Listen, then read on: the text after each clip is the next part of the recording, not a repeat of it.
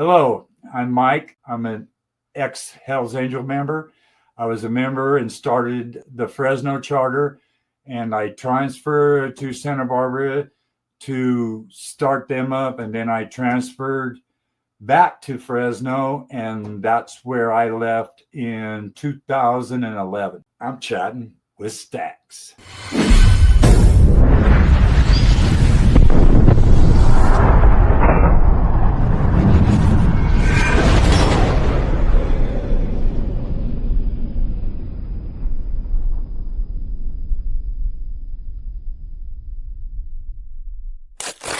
Welcome to this episode of Chattin with Staxx. I'm your host, Bill Staxx, and today I got Mike Lynch.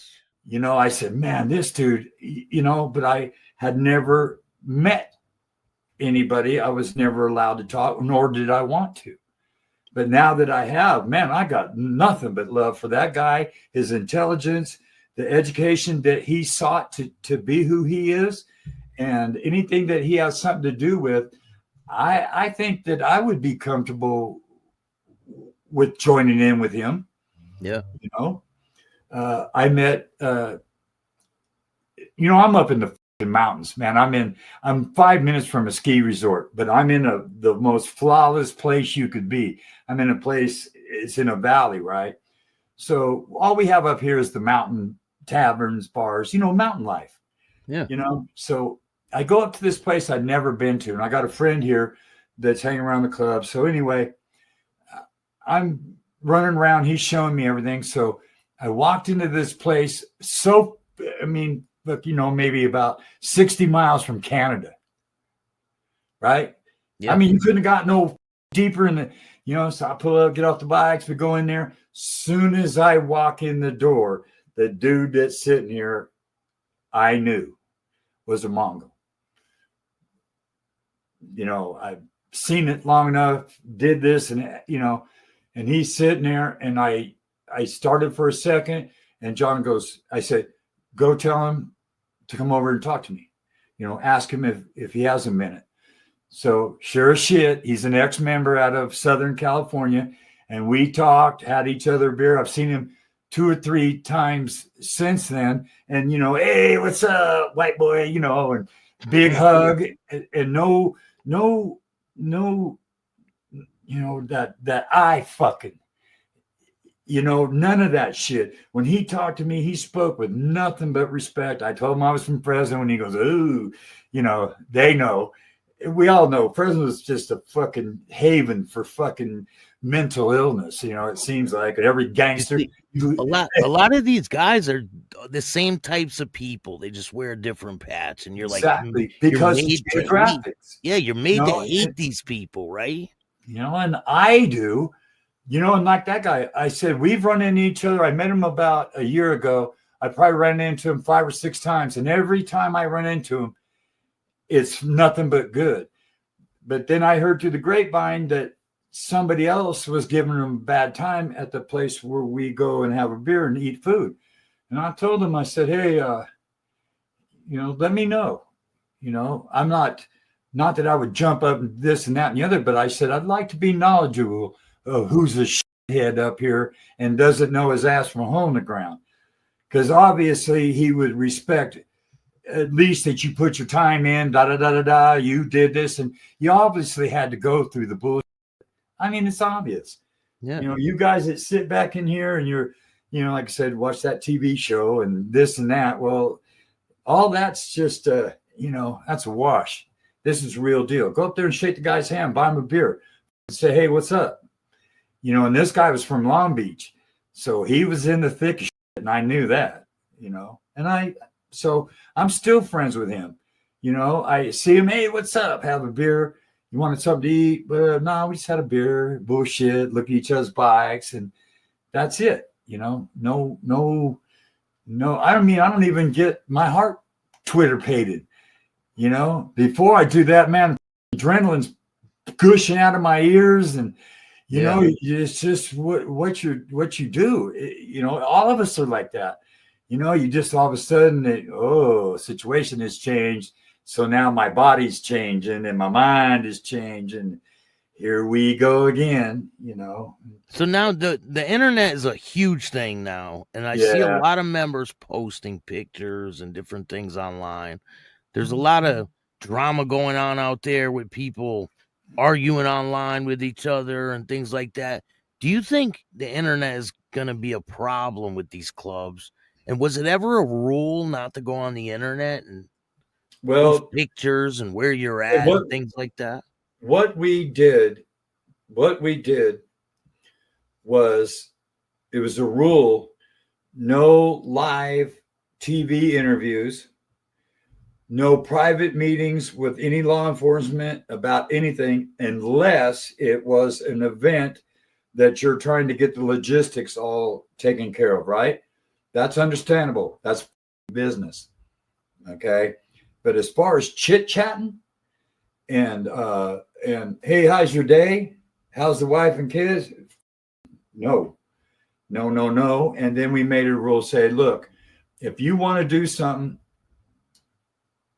and the club's involved, you got to bring it to the powers that be and let the membership go over it and see if it's a good or a bad idea. Until Sonny went to the club and asked about his book and the movie, the club agreed to it. The contract was explained, the amounts that everybody was getting and whose everybody's role was. You know, we had an attorney, we have an entertainment attorney, we have all these people, and they're all available to each and every one of us because we're members of that corporation, right? And Sonny made his deal. He was given 10 years to make the movie and write the book. So it took him about 8, you know, but there was some grumbling, you know, like as time went by and things had changed, atmospheres and peoples and all this stuff, you started noticing people getting a little upset about it. And some were very vocal. Some were very vocal, you know, and I said, wait a minute. I said, guys, I'm on the board of the corporation and all that shit. You know, I understood the contract. I read it over and over and over again. I seen what was given and the amounts that were said, but you had 10 years to complete your mission. After that, you have to rehash the issue. So Sonny went ahead and went with what was already in writing, you know, and some people had an issue with it, you know, and usually, you know how it is. It's fucking money first, ego, power. Those things all come into play, you know, and I know they're temporary and some guys get over it, but for a while there, and I just couldn't understand it.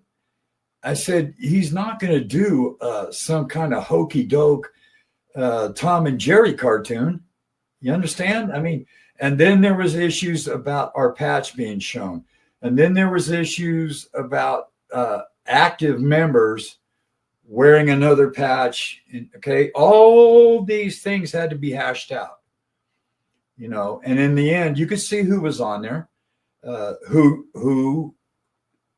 and I don't think that, well, I mean, I didn't follow it that close, but I mean, I don't think I've ever seen anything that was an embarrassment to the club.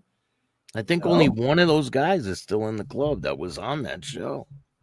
Matter of fact, maybe not even any of them. Let's see. DL, right? Is DL still in the club? Nope. Then every single person that was on DL had other things going. DL, and then Rusty's not in the club no more. But he's close enough to Zito. He knows. DL, I don't know, it was a couple, 3 or 4 years into the program.